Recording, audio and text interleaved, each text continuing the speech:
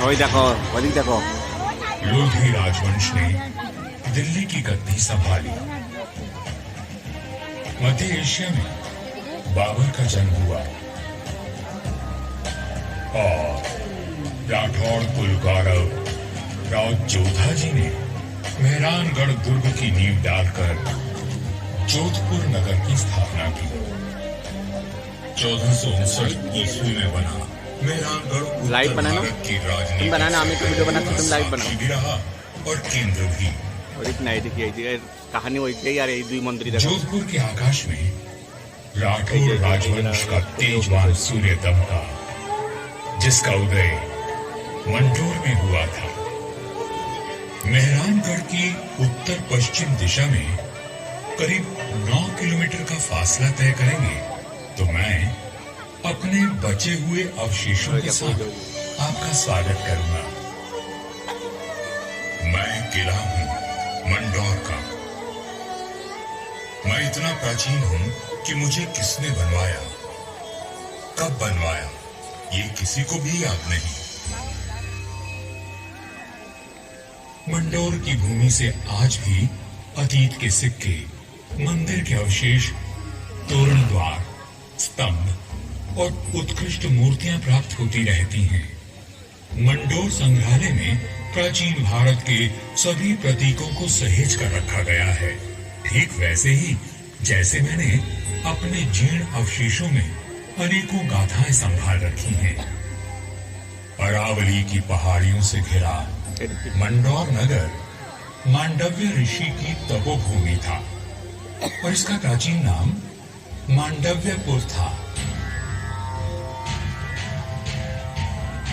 महाभारत काल में यहाँ नागवंशियों ने राज किया और फिर गुप्त वंश ने इसे अपने बाहुबल से जीता। चौथी व छठी शताब्दी में हूणों का आगमन हुआ तथा परमारों ने इनके वैभव को बढ़ाया। मारवाड़ का विस्तार सबसे अधिक परमारों की समयावधि में हुआ और उस समय मारवाड़ को नवकोटि मारवाड़ भी कहा जाता था। तो 7वीं शताब्दी में प्रतिहारों ने यहाँ अपना साम्राज्य स्थापित किया और यहाँ के वैभव को बढ़ाया। मेरे साथ चलिए उस बीते हुए काल में जब यहाँ तलवारें खड़कती थी, रणभेरी और नगाड़े कंपायमान होते थे, वीर हुंकार भरते थे और रणबांकुरों के जय घोष से आकाश गूंज उठता था। सन 1394 ईस्वी परिहारों की शक्ति अस्त हो रही थी। गुजरात के सूबेदार जफर खान ने दिल्ली की कमजोर सल्तनत के चलते मंडोर और नागौर को अपने कब्जे में ले लिया था। अब मेरी चार दीवारी में परिहार नहीं, तुर्क आवासी थे। जफर खान का हाकिम ऐबक खान मंडोर दुर्ग का किलेदार था, जो आए दिन अपनी क्रूरता का प्रदर्शन करता रहता था। पीड़ित किसान मंडोर के इंदा परिहार के प्रधान वीरराव हेमा गहलोत के पास मदद के लिए पहुंचे। राव हेमा जी, ये तुर्क हमसे मनमाना लगान वसूल करते हैं।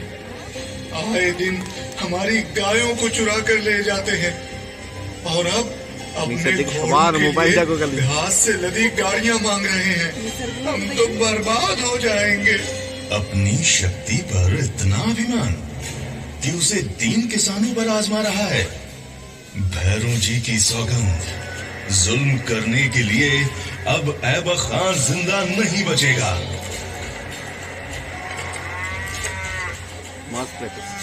शक्तिशाली शत्रु से लड़ने के लिए बल और बुद्धि से वार करने की योजना बनाई गई।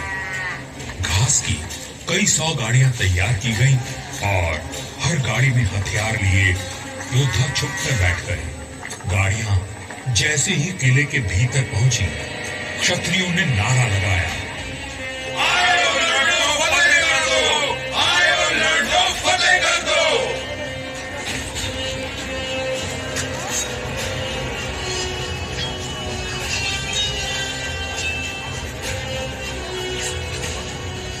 इस अचानक हुए प्रहार से तुर्कों को संभलने का अवसर भी न मिला।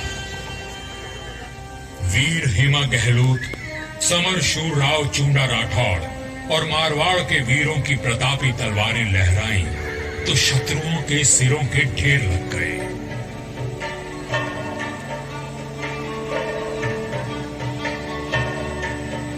इसी जीत की याद में आज भी मंडौर में राव महोत्सव मनाया जाता है।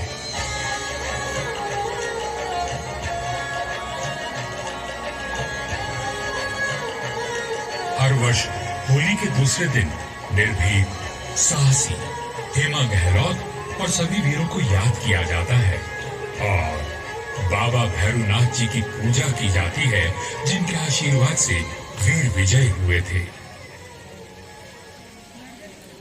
मंडौर विजय के बाद भी इंदा परिहार का मन अशांत था, क्योंकि ये नगर शत्रुओं से घिरा हुआ था। तब उन्होंने शक्तिशाली राठौड़ वंश को राज सौंपने का निश्चय किया। इंदा के मुखिया राय धवल ने अपनी पुत्री का विवाह राव चुंडा से करवाया और दहेज में मंडौर का दुर्ग दे दिया गया। राव हेमा गहलोत ने राव चुंडा का राज तिलक किया और भाटों ने मंगल गान गाया।